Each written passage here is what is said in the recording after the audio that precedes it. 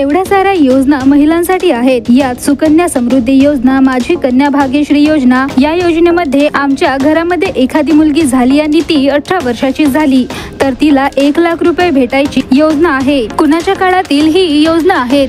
ही आमच्या काळातील योजना आहेत।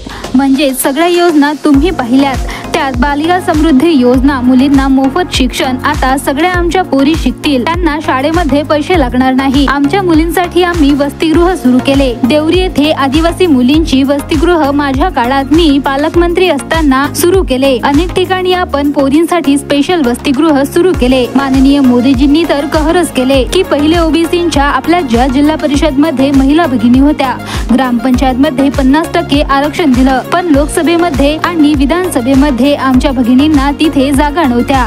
आता मोदीजींनी 33% आरक्षण महिलांसाठी दिलं आणि पुढे अनेक महिला विधानसभेमध्ये जातील, लोकसभेमध्ये जातील, 33% महिला राहतील। म्हणजेच आता 2029 मध्ये विधानसभेमध्ये पण एखादी तुमच्यापैकी महिला आमदार झाली तर आश्चर्य वाटू देऊ नका। 2029 मध्ये तुमच्यापैकी नाही तर इकडे बसल्यांपैकी कोणीतरी आमदार व्हायची शाश्वती आहे, असे माजी मंत्री राजकुमार बडोले यांनी महिला मेळावा मंचावर महिलांना मार्गदर्शन करताना बोलले। भारतीय जनता पक्षाच्या वतीने शेंडा जिल्हा परिषद क्षेत्र अंतर्गत येणाऱ्या ग्राम बामणी येथे दिनांक 19 सप्टेंबर रोजी भव्य महिला मेळाव्याचे आयोजन जिल्हा परिषद सदस्य चंद्रकला डोंगरवार यांनी केले होते। त्यांनी देखील महिलांना मार्गदर्शन करताना विविध योजनांची माहिती दिली। यावेळी मंचावर माजी मंत्री राजकुमार बडोले होते, तर जिल्हा महामंत्री सीता रहांगडाले, तालुका अध्यक्ष लक्ष्मीकांत धानगाये तसेच अनेक पदाधिकारी, कार्यकर्ते व जिल्हा परिषद क्षेत्रातील महिलांनी मोठ्या संख्येने उपस्थिती लावली होती।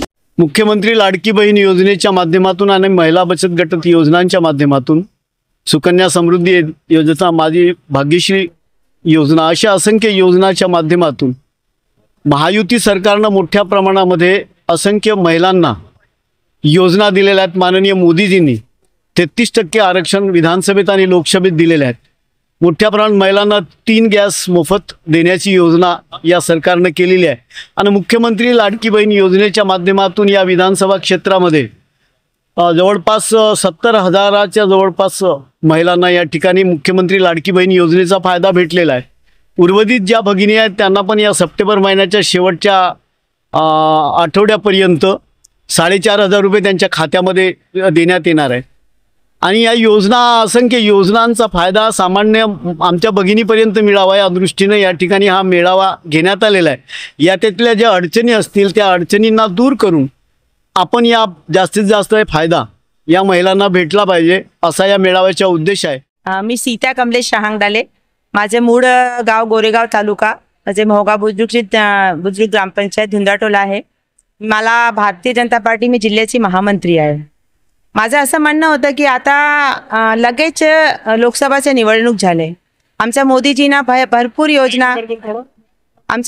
भरपूर योजना अनगिनत योजना आपल्या अंत्योदय लेवल तक पोहोचविल्या। घर दिला, राशन दिला, शेतकरी सन्मान निधी दिली, शौचालय दिला, म्हणजे एकंदरीत राशन, मोफत राशन दिला आणि एवढी अनगिनत योजना आली आणि आम्हाला सगळ्याला असं वाटलं की आता आमचे मोदीजीने तर एवढी योजना दिली आहे म्हणून आम्ही 400 पार करू। परंतु एक फेक नैरेटिव आला कि भारतीय जनता पार्टी की सरकार आएगी तो वो संविधान बदल देंगे आणि या फक्त एक फेक नैरेटिवने एवढा कमाल केला की जेवढी योजना आल्या तेवढ्या योजनाचा राज झाला आणि आपल्या क्षेत्राचा जो उमेदवार आहे हा पडला। मला काँग्रेसला असंच म्हणायचं होतं की एवढी योजना आमच्या क्षेत्रात, आमच्या देशात आली, परंतु फक्त तुमचा एक नॅरेटिव्ह आला आणि तुम्ही लोकांना असं वेगळं सांगितलं। आता लगेच लोकसभा तर गेली, एनडीएची सरकार झाली, प्रधानमंत्री आमचे मोदीजीच झाले, परंतु आता विधानसभा आहे आणि आम्हाला राज्यात विधानसभामध्ये भारतीय जनता पार्टीची सरकार हवी आहे। कारण की हा आता लाडकी बहीण योजना आहे, हे लाडकी बहीण योजना पण त्यांच्या वेगळं म्हणणं आहे। आम्ही क्षेत्रात, गावात असतो आणि आम्हाला माहित आहे की त्यांचं फेक नॅरेटिव्ह असं सुरू झालेलं आहे। म्हणून मी काँग्रेसवर टीका केली की जसं लोकसभामध्ये झाला असं करायचं नाही। मुख्यमंत्री लाडकी योजना आली, लाडकी बहीण योजना आली, लगेच ज्या दिवशी योजनाची घोषणा झाली जुलै आणि त्या दिवशीपासून जरी फॉर्म आमचे ऑगस्टले तरी आम्ही भरलो, परंतु ज्या दिवशीपासून योजना सुरू झाली त्या दिवसच पासून आम्हाला राखीच्या दिवशी 2 दिवस आधीच आम्हाला ही योजनाचे पैसे मिळाले. म्हणून आमची जर भारतीय जनता पार्टीची सरकार राज्यात येते तर ही योजना निरंतर सुरू राहील. आणि जर तुमची मतदाताची जरासी काही फेक नेरेटिव्हवर तुमची काही प्रतिक्रिया असेल, तुम्ही काँग्रेसची बटन दाबला तर योजना तर बंद होणारच आहे, परंतु असं व्हायला नको. म्हणून माझं असं म्हणणं आहे की काँग्रेस पक्ष फक्त भूलताप करते आणि भारतीय जनता पार्टी जे करते ते आम्हाला दिसत आहे.